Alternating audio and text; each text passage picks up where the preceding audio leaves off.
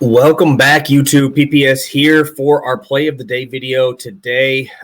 Two college basketball plays for you guys today. We'll have an NBA article out here shortly. So three total free plays will be out for you guys today. Obviously, go follow over on Twitter to get all of that.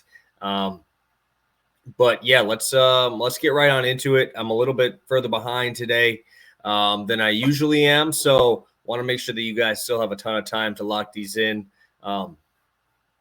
Yeah, we'll get after it today. I will have two plays in the early session. I believe this is the 6 p.m. games there.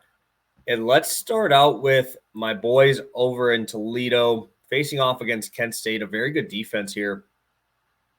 But obviously Toledo is fantastic. They're my boys. I'll continue to back them forever as long as they have the scoring inside and out. Obviously, I already talked about Shoemate.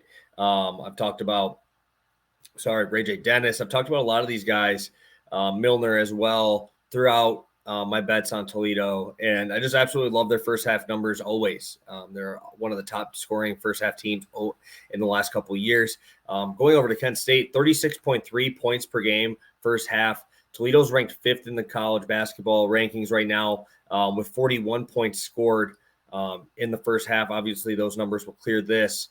What you're worried about, obviously, is Kent State determining the pace, but they're actually pretty fast, right? 86th in the country in terms of pace, 37th in terms of defense. What I do like, though, is they really haven't, outside of Gonzaga, really played anybody that ranks highly in terms of their strength of schedule, right? We look at their KenPom strength of schedule record, and they're 200 in terms of offenses faced, 202 in terms of defenses faced. Obviously, that's not great. Same thing on the Toledo side in terms of who they've placed. Nothing too crazy, but obviously 17th adjusted offense pace will be there, 15th in the country in that aspect. So both teams are willing to run. Both teams have scoring where they should be able to score on both sides here. I'm just looking at Kent State's team here. They played a very good game against Gonzaga, and that was obviously promising. They have 3 double-digit scorers. Sincere obviously leading the way with 17 points per game. I think the three ball is going to be very important. Obviously, Toledo is one of the top three-point shooting teams in the country. I think Shoemate will be able to do whatever he wants, like I usually think, because there's really no one in this conference who's able to score inside and out like him, in my opinion. Obviously, I'm a little bit biased as a Toledo backer, and I've been backing them quite a bit, obviously. But they've been good to me. I'm assuming if you've been watching the stream for over a year or so, that you'll be seeing Toledo on the card prior as well. Both of the games last year actually went under the total, which obviously isn't great in terms of a team that's backing it over here. But what I do like is the first half does start slow, but it was also because of missed shots, right? And Toledo has been making their shots. Just put up 100 points in their last game, and I think that continues here. I think Kent State will be able to score on Toledo too. A lot of teams can score on Toledo, even though they won pretty handedly, right, in their last game, scoring 100. They allowed 74 points to Western Michigan. They allowed 90 to Ball State. Both of those teams are not really a top tier of the MAC.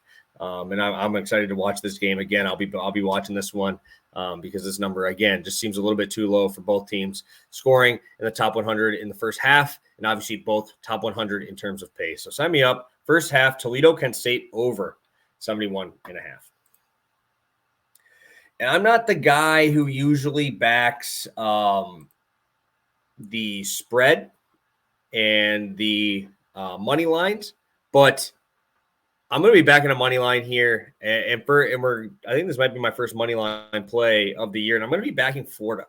I love Florida. I've been backing them. Colin Castleton. I haven't been backing Florida money line or team total or any of that. I've been backing Colin Castleton in terms of like rebounds, props. I think he had like a 6-block game in their last game. The dude is a beast.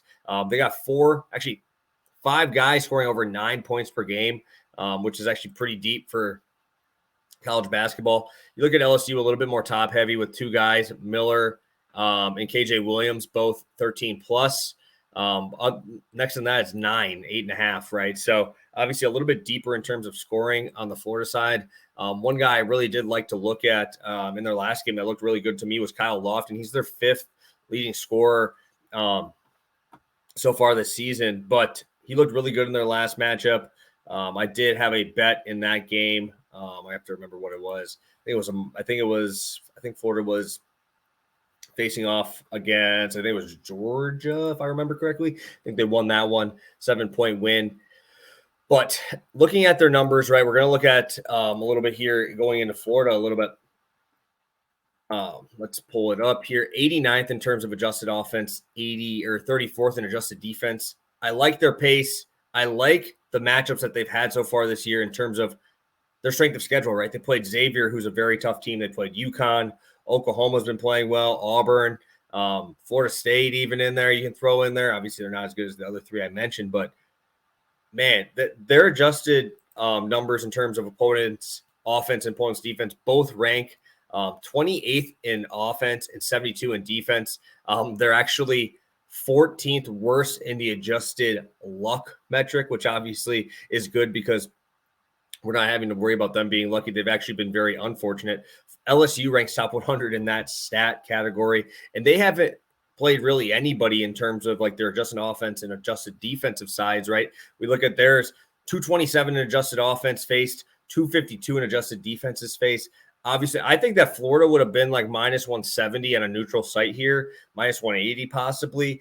I just think that they're a better team. Obviously, if you look at the record-wise, it might not say be the case, but I do like I said, who they've played in the fights that they've had early on in the season. I can't say the same thing for LSU.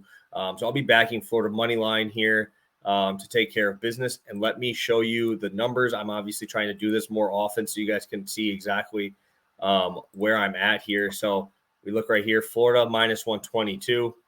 And then when we go into these numbers, I'll pull up the first half total 71.5 at minus 120.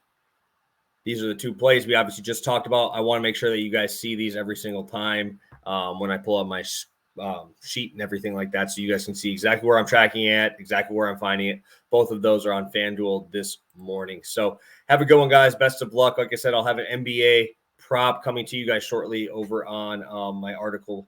That should be out in the next hour or so. So tune in over there. Make sure you have your notifications on, and we'll cash in both of these bets and hopefully our NBA prop for tonight. So have a good one, guys. Best of luck. And we'll catch you tomorrow